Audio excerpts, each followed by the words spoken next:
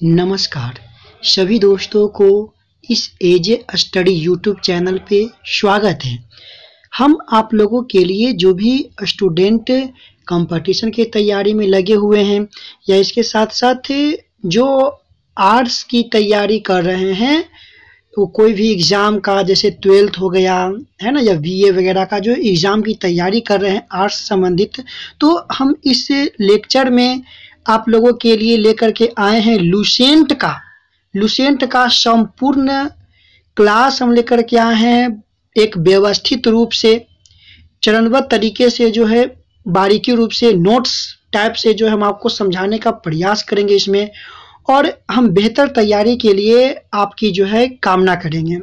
तो अगर आप चाहते हैं कि हम यूं ही आपकी सेवा आपके अपने यूट्यूब चैनल पे करते रहें, तो इस चैनल को आप लोग ज़्यादा से ज़्यादा पहले शेयर करें, ताकि जब आप लोग जुड़ें और आप लोग का कमेंट आए तो जो हम लेक्चर आप लोग के बीच अभी रिकॉर्डिंग फ्लो में देंगे, इसके साथ साथ जब आप लोग का कमेंट आना शुरू होगा, जब बच्चे इसमें जुड़ेंगे, तो हम बोर्ड पर आकर के भी जो हम आपको बारीकी से जो है हिस्ट्री के बारे में आपको बताने वाले हैं। ठीक है, काफ़ी बोल्ड तरीके से हम आपको समझाने वाले हैं। हिस्ट्री को लेक्चर को लेकर के समझाएंगे, इसके साथ साथ पॉलिटी को आपको हम समझाने वाले हैं।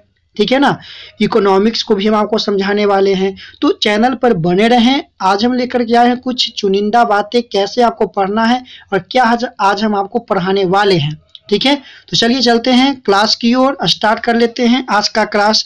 सबसे पहले थोड़ा सा पाठ्यक्रम हम देख लेते हैं कि किस रूप में हम आपको करवाएंगे। ये जो आपका सिलेबस देख रहे हैं, विषयवार जो हम लुसेंट को जो एक व्यवस्थित रूप से हम लेकर के आए हैं, जिसमें हम चर्चा करेंगे, इतिहास की चर्चा करेंगे, भूगोल का चर्चा करेंगे, भारतीय अर्थव्यवस्था की चर्चा करेंगे, भारतीय संविधान, भौतिक विज्ञान, रसायन विज्ञान, जीव विज्ञान, फिर आपका जो है विज्ञान एवं प्रौद्योगिकी, फिर विविध में जो क्वेश्चन दिया गया विविध का हम चर्चा करेंगे। इसके साथ साथ हम खेलकूद की बातें करेंगे और लास्ट में हम कंप्यूटर की बात कर करके जो है इस लुसेंट को एंड करेंगे।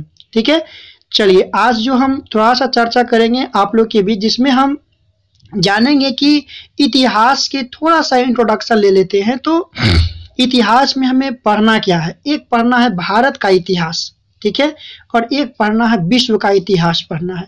जब कोई भी कंपटीशन का आप तैयारी कर लेते हैं तो मेन रूप से तो आपका भारत के इतिहास को लेकर के चलना है, लेकिन कुछ क्वेश्चंस जैसे आप कोई पीसीएस की तैयारी कर लेते हैं तो उसमें आपका जो है विश्व इतिहास का भी क्वेश्चन जो है पूछने की संभावनाएं रहती है।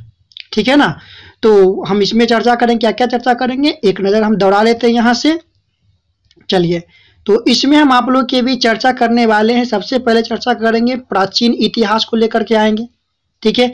इसके बाद हम चर्चा करेंगे मध्यकालीन इतिहास को, फिर हम लेकर के आएंगे आपका आधुनिक इतिहास। तीनों को हम पढ़ेंगे, फिर यहाँ से उठ करके आएंगे हम वर्ल्ड हिस्ट्री में आएंगे। ठीक है, चलिए, तो कुछ और जानकारी के साथ हम आप लोग के भी जुड़े हैं। सबसे पहले हम शुरू करने वाले हैं आप लोग के साथ प्राचीन भारतीय इतिहास, हिस्ट्री ऑफ एंशिएंट इंडिया। ठीक है, इस लेक्चर में शुरुआती दौर में हम समझेंगे भारत के नामाकरण, जो भी हम बहुत सारे नामों से पुकारते हैं भारत को, जो है ना, हिंदुस्तान, इंडिया, भारत, अनेक नामों से जो है हम जानते हैं। उसके इतिहास की अगर हम बात करें तो महाकाव्य की अगर बात करूँ, महाकाव्य और पुराणों में जो चर्चा किया गया है, वो चर्चा में इसका है क्या चीज, भारतवर्ष। क्या है, भारतवर्ष। भारतवर्ष का मतलब हुआ भारत का देश, और यहाँ के निवासियों को क्या कहा गया, भारतीय या भारत की संतान। इसीलिए से क्या कहा हमने, भारतवर्ष कहा। ठीक है, नेक्स्ट आपका है यूनानियों ने इसे क्या कहा, तो इंडिया कहा। याद रखिएगा, भारत को यूनानियों ने क्या कहा, इंडिया का। मतलब प्राचीन नाम को लेकर चलो, तो प्राचीन नाम हम क्या लेकर चलेंगे, जो महाकाव्य जो हमारे पुराणों में वर्णित है, भारतवर्ष अर्थात भारत। है ना। और यूनानियों ने इसे क्या कहा, इंडिया। इंडिया इंडस, जब हम आगे पढ़ेंगे ना, इंडस वैली सिविलाइजेशन मैंने सिंधु घाटी सभ्यता, तो वहां से भी जो है यह उठ करके आता है इंडिया, ठीक है। फिर जो है मुस्लिम इतिहासकारों ने इसे क्या कहा, तो हिंदुस्तान कहा। क्या कहा इसको, हिंदुस्तान कहा, ठीक है। नेक्स्ट आ जाते हैं हम आप लोग के बीच कि जो भारत का जो साक्ष्य मिलता है, जो प्रमाण मिलता है, वह प्रमाण हमें किन किन चीजों से मिलता है, किस रूप में मिलता है, किस स्रोत से मिलता है। उस स्रोत की अगर हम बात करूं तो सबसे पहले हमें मिलता है धार्मिक स्रोत के आधार पर हम जानेंगे कि धार्मिक स्रोत में भारत का किस रूप में वर्णन किया गया है, भारतीय इतिहास का वर्णन धार्मिक स्रोत में कैसे मिलता है, जैसे ऋग्वेद की हम चर्चा करेंगे। ऐतिहासिक स्रोत की हम बातें करेंगे, इतिहास से हम किस रूप से जो है हम भारत की व्यवस्था को, भारत के साम्राज्य को, भारत के जो विस्तार है इस पर हम लेकर के चलेंगे। इसके साथ साथ विदेशियों का विवरण, विदेशियों के जो विवरण मिलता है उससे भारत का क्या साक्ष्य मिलता है, ठीक है, उनके स्रोत के द्वारा हम समझेंगे। और लास्ट में हम समझेंगे क्या चीज, पुरातत्व संबंधित साक्ष्य, माने खुदाई के दौरान जो साक्ष्य मिलता है भारत के इतिहास का, उसके बारे में हम जिक्र करेंगे आज के इस लेक्चर में, ठीक है। चलिए सबसे पहले हम देखिए यहाँ पर लेकर के चल लेते हैं कि धार्मिक और ऐतिहासिक ग्रंथ। तो धार्मिक और ऐतिहासिक ग्रंथ की बात करूं तो धार्मिक ग्रंथ में हमें किन किन चीजों को लेकर के चलना है, तो सबसे पहले ध्यान दीजिएगा वेद, ठीक है। फिर ब्राह्मण ग्रंथ को लेकर चलेंगे, पुराण, वेदांग, उपनिषद, स्मृति ग्रंथ, धर्मसूत्र, अरण्यक, जैन साहित्य और बौद्ध साहित्य। माने इतना धार्मिक ग्रंथ है ना, इतना जो धार्मिक ग्रंथ है, इन सभी से जो है हम भारत के परिचय को लेकर के आएंगे कि किस रूप में आज का जो हम भारत देख रहे हैं, आज का जो इंडिया हम देख रहे हैं, उसका विकास कैसे हुआ, क्या इसका इतिहास है। इन सभी को इतिहास जानने के लिए हम इन सभी पर बारी बारी से जो है बारीकी से क्या करेंगे, चर्चा करेंगे, ठीक है।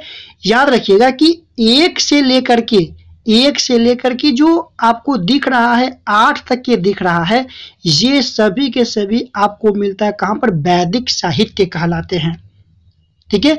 इसके साथ साथ हम बात करेंगे आप लोगों को कुछ ऐतिहासिक ग्रंथ की बात करेंगे। तो ऐतिहासिक ग्रंथ में हम अर्थशास्त्र पढ़ेंगे, कौटिल्य का अर्थशास्त्र, कलहन का हम राजतरंगिणी, अली अहमद का पढ़ेंगे चचनामा, ठीक है, पाणिनि का पढ़ेंगे अष्टाध्यायी, और कात्यायन का पढ़ेंगे हम गार्गी संहिता। इसके साथ साथ हम पढ़ेंगे क्या चीज, पतंजलि का पढ़ेंगे महाभाष्य पढ़ेंगे, ठीक है। चलिए तो आगे लेकर के चल लेते हैं।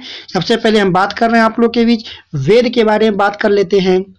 तो भारत का सर्व प्राचीन ग्रंथ, धर्म ग्रंथ की बात करो तो वह क्या है, वेद है। भारत के सर्व प्राचीन धर्म ग्रंथ क्या है, तो वेद है, ठीक है। संकलन करता, जो वेद के संकलन करता है वे कौन है, तो महर्षि कृष्ण द्विपायन वेद व्यास। क्या पूरा नाम है, महर्षि कृष्ण द्विपायन वेद व्यास। वेदों के संकलन करता है, मतलब उनको एक साथ जो है एकत्रित किए हैं, उनका नाम क्या है, महर्षि कृष्ण द्विपायन वेद व्यास। अब आइए कौन कौन सा वेद का हम चर्चा करेंगे आप लोग के बीच। तो आप लोग को मालूम है हम ऋग्वेद का चर्चा करेंगे, सामवेद के बारे में चर्चा करेंगे, यजुर्वेद के बारे में चर्चा करेंगे, अथर्ववेद के बारे में चर्चा करेंगे। क्लियर है। आइए अब चलते हैं, हम बारी बारी से आपको चर्चा करवाते हैं। सबसे पहले हम जानेंगे ऋग्वेद। ऋग्वेद की अगर हम बात करूं, एक शॉर्ट फॉर्म में है, एक नोट्स है आपका, ये आपका एक बेहतरीन सा नोट्स है, ठीक है। तो इसको अच्छे से समझें, लुसेंट का बुक भी आप अपने पास रख सकते हैं, ठीक है। चलिए अब समझते हैं कि ऋग्वेद, ऋग्वेद का अर्थ है क्या, तो ऋचाओं के क्रमबद्ध ज्ञान का संग्रह। देखिए ऋचाओं का मतलब क्या होता था कि मौखिक रूप से, मतलब श्लोक के जितना भी ग्रंथ देखते हैं, चाहे आप रामायण को देखते हैं, चाहे महाभारत को देखते हैं या वेद को देखते हैं, ठीक है, चारों वेद के बारे में हम बात कर लूं, ये सभी के सभी क्या है, अश्लोक रूप में है। जब लेखनी कला का विकास नहीं हुआ था, लिपि का विकास नहीं हुआ था, तो उस समय इसके प्रचार प्रसार के लिए श्लोकों के माध्यम से जो है रटा जाता था इसको, और समूह के द्वारा एक गुट बनाया जाता था, समूह बनाया जा था, और जगह जगह जा करके जो है इसका प्रचार जो है किया जाता था। ठीक है, जैसे अभी सुनते होंगे आल्हा की कथा, आप लोग सुनते होंगे, यूट्यूब वगैरह पर मिलता होगा आल्हा की कथा, है ना। उसी रूप में जो है पहले वेदों का, चाहे रामायण की बात करूं, चाहे महाभारत की बात करूं, सभी इसी रूप फॉर्म में चलता था। देखिए विभाजन, इसको विभाजन जो है 3 भागों में किया गया है।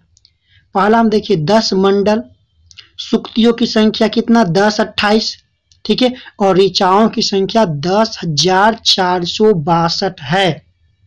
अब गौर से ध्यान दीजिएगा कि ऋचाओं की बात करूं तो जो ऋचाएं हैं उसमें 250 बार जो है इंद्र का नाम आया है, इसीलिए जो है इंद्र को प्रिय देवता का संज्ञा इसमें दिया गया है।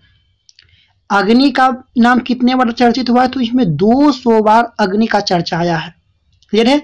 और पढ़ने वाले जो इसे पढ़ते हैं, जो ऋषि इसे पढ़ते उसे क्या कहते हैं, होत्री, क्या कहते हैं, होत्री, ठीक है। जानकारियां की अगर बात करूं तो आर्यों की राजनीतिक प्रणाली, ऋग्वेद से हमें मालूम चलता है कि आर्यों की राजनीतिक प्रणाली कैसी थी।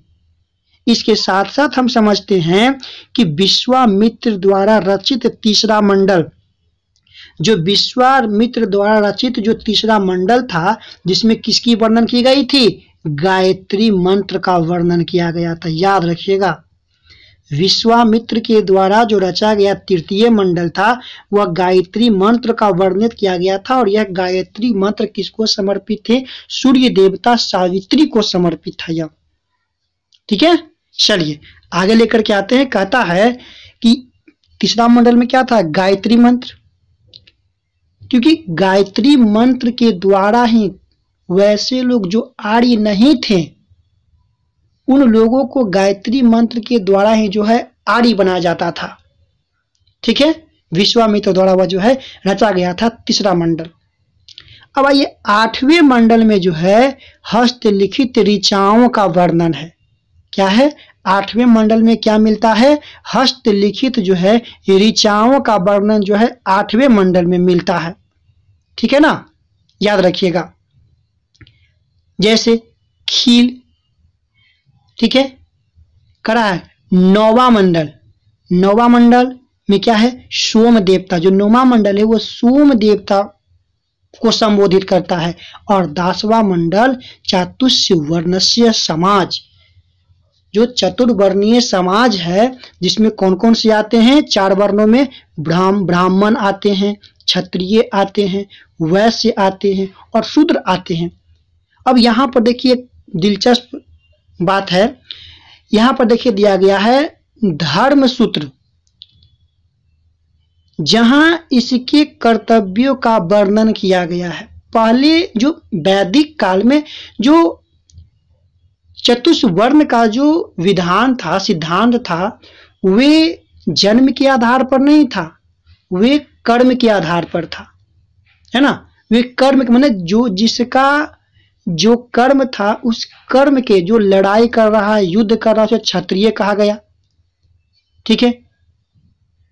जो रोजगार कर रहा है, व्यापार कर रहा है, उसे वैश्या कहा गया, और जो सेवा कर रहा है उसे शूद्र कहा गया, ठीक है। जो पुरोहित है उसे ब्राह्मण कहा गया, है ना। मतलब जन्म के आधार पर यह बंधन नहीं था। चलिए देखिए आगे कहता है कि प्राचीन इतिहास के संबंध के रूप में वैदिक साहित्य में ऋग्वेद के बाद शतपथ ब्राह्मण का इतिहास स्थान आता है, ठीक है। ऋग्वेद के बाद कौन आ रहा है, शतपथ ब्राह्मण, है ना। चलिए आगे लेकर के चल लेते हैं, सामवेद के बारे में चर्चा कर लेते हैं आप लोग के साथ। सामवेद, गाए जा सकने वाले ऋचाओं के संकलन को सामवेद कहते हैं। जिसको गा करके हम गुनगुना करके श्लोक के माध्यम से याद करते हैं। भारतीय संगीत का जनक कहा जाता है सामवेद को। इसके पाठकर्ता उद्धात्री कहलाते हैं। उसका क्या था? होत्री था, और ये आपका उद्धात्री कहलाते हैं। यजुर्वेद की बात करूं तो वैदिक कर्मकांडों के नियमों का संकलन, वैदिक कर्मकांडों के नियमों का संकलन क्या कहलाता है? यजुर्वेद कहलाता है। पाठ्यकर्ता इसके क्या कहलाते हैं? तो अध्यवर्यु। क्या कहलाता है? तो अध्यवर्यु। ठीक है। और इसकी विशेषता है कि ये गद्य एवं पद्य दोनों में लिखा गया है, मतलब श्लोक के माध्यम में भी है और कहानी के माध्यम में भी जो है यह वर्णित किया गया है। ठीक है। नेक्स्ट आपका आता है अथर्ववेद। अथर्ववेद सबसे आखिरी में रचा गया वेद क्या आपका है? अथर्ववेद है। सबसे पहले कौन सा है? ऋग्वेद, उसके बाद सामवेद, उसके बाद यजुर्वेद, उसके बाद अथर्ववेद। याद हो गया ना? अब आइए, रचयिता अथर्वा ऋषि। अथर्ववेद के रचयिता कौन? तो अथर्वा ऋषि। जानकारी कहाँ से मिलता है? तो जानकारी मिलता है रोमन निवारण तंत्र मंत्र, जादू टोना, विवाह आदि। मतलब इसमें जो जानकारियां मिलती है वो भूत प्रेत के बारे में, जादू टोना के बारे में, विवाह कर्मकांड के बारे में, सामान्य मनुष्य के विषय विश्वास से एवं अंधविश्वास के से इसकी जानकारी मिलती है। सभा और समिति प्रजापति की दो पुत्रियां, सभा और समिति प्रजापति की दो पुत्रियां। ठीक है। और कन्याओं की जन्म का निंदा किया गया है। अथर्ववेद में कन्याओं के जन्म का निंदा किया गया है। ठीक है। अब आइए, अब क्या है? वेदांग सूत्र साहित्य। देखिए, वेदांग क्या है? वेदों का ही रूप है। वेद हमने 4 पढ़ा। ठीक है। तो कहता कि वेदों को समझने के लिए सही रूप से, जैसे हम पढ़ते हैं साइंस में पदार्थों का वर्गीकरण, जीवों का वर्गीकरण, तत्वों का वर्गीकरण, ताकि उसको हम सही से आसानी से समझ सके, उसी रूप में कहा गया वेदों का वर्गीकरण। तो वेदों का वर्गीकरण किया गया है तो वेदांग के रूप में। तो वेदांगों की संख्या कितनी है? 6 है। कितने हैं? 6 हैं। ठीक है। शिक्षा से हम सीखते हैं उच्चारण के लिए, कल्प रम्य और समारोह के लिए, व्याकरण के लिए, निरुक्त शब्दों की उत्पत्ति, छंद, और लास्ट में आपका पढ़ना है ज्योतिष पढ़ना है। ठीक है। चलिए, तो हम चर्चा कर लेते हैं। यहाँ पर तीसरे रूप में हम समझेंगे क्या चीज? पुराण, है ना? पुराणों के बारे में समझते हैं। तो कहता है कि भारतीय ऐतिहासिक कथाओं का सबसे अच्छा क्रमबद्ध विवरण कहाँ मिलता है? तो पुराणों में मिलता है। ठीक है। इसके रचयिता कौन है? तो लोमहर्ष व उनके पुत्र उग्रश्रवा। कौन है? लोमहर्ष व उनके पुत्र उग्रश्रवा रचयिता हैं।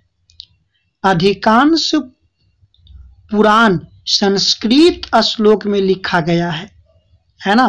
पुराणों का जो पाठ है वह क्या कहलाता है? पुजारी। जो पुराणों का पाठ करता हुआ क्या कहलाता है? पुजारी। स्त्री और शूद्र को इसके पाठन की अनुमति नहीं थी, हालांकि वे उसे सुन सकते थे। मतलब स्त्री को जो है इसकी पढ़ने की अनुमति नहीं था, लेकिन पुराणों को वो सुन सकते थे। क्लियर है? चलिए नेक्स्ट बात कर लेते हैं आप लोग के बीच। देखिएगा, ध्यान दीजिएगा, अगर पुराणों की संख्या 18 बात करें, ठीक है, कुछ प्रमुख पुराण भी आई है, एग्जाम में क्वेश्चन पूछता है। जैसे सबसे प्राचीन पुराण मत्स्य पुराण, और इसमें चर्चा मिलता है आंध्र और सातवाहन वंश का चर्चा इसमें मिलता है। विष्णु पुराण संबंधित है मौर्य वंश से, वायु पुराण संबंधित है गुप्त वंश से, ठीक है, और ब्राह्मण पुराण संबंधित है परुवंश महापुराण से, और भगवत पुराण संबंधित है, श्री कृष्ण से संबंधित है भगवत पुराण, है ना। ठीक है, चलिए आगे लेकर के चल लेते हैं हम आपको। देखिए अब जान लेते हैं हम ब्राह्मण के बारे में। ठीक है, यज्ञ और कर्मकांड के विषय, ब्राह्मण क्या करते थे, यज्ञ और कर्मकांड का विधान करता था। प्रमुख ब्राह्मण ग्रंथ की अगर बात कर ले तो हमने यहाँ पर देखा वेद, ऋग्वेद, संबंधित ब्राह्मण, ऐतरेय ब्राह्मण, सांख्यायन या कौशिकी ब्राह्मण संबंधित है किससे, ऋग्वेद से। शुक्ल यजुर्वेद, शतपथ ब्राह्मण, कृष्ण यजुर्वेद किससे आपका है, तो तैत्तिरीय ब्राह्मण, सामवेद, पंचविंश या तारण्य ब्राह्मण, षड्विंग ब्राह्मण, साम विधान ब्राह्मण, वंश ब्राह्मण, मंत्र ब्राह्मण और जैमिनी ब्राह्मण। अथर्ववेद में गोथक ब्राह्मण, अथर्ववेद में गोथक ब्राह्मण। कुछ और जानकारी यहाँ से ले लेते हैं और कहता है कि नोट में दिया गया है कि शतपथ ब्राह्मण ऋषि स्त्री को पुरुष की अर्धांगिनी कहा है। शतपथ ब्राह्मण में स्त्रियों को, मतलब यहाँ से जो है अब आपका शुरू हो जाता है खेल, यहाँ से जो है अब आपका शुरू हो जाता है खेल स्त्री पुरुष का, मतलब दोनों के बीच मतभेद का, है ना। शतपथ ब्राह्मण में क्या कहा गया, स्त्रियों को पुरुष का अर्धांगिनी माने अर्धनारी कहा गया है। ठीक है, नेक्स्ट बात कर लेते हैं अन्य, अगर बात कर लेते हैं वैदिक साहित्य की।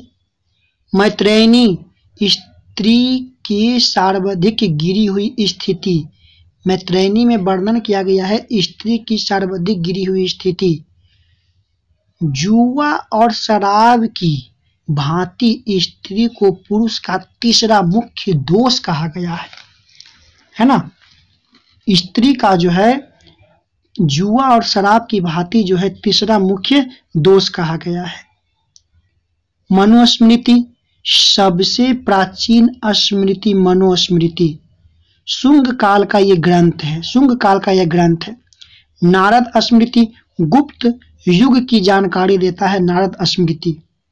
ठीक है, आइए अब बात कर लेते हैं बौद्धिक साहित्य। बौद्धिक साहित्य में हम जानेंगे गौतम बुद्ध के बारे में, तो ये हम लेकर के आएंगे नेक्स्ट वीडियो में। ठीक है, इस वीडियो के लिए इतना ही। बौद्धिक साहित्य की चर्चा करेंगे हम आप लोग के बीच नेक्स्ट वीडियो में। इस वीडियो को आप लोग ज़्यादा से ज़्यादा अपने दोस्तों के बीच शेयर करें। अच्छा लगता है कमेंट कीजिए ताकि मोटिवेट रहें हम, और आपके लिए हमेशा इस टाइप का वीडियो जो है बनाते रहें। ठीक है, मिलते हैं अगले वीडियो में, तब तक के लिए बाय बाय।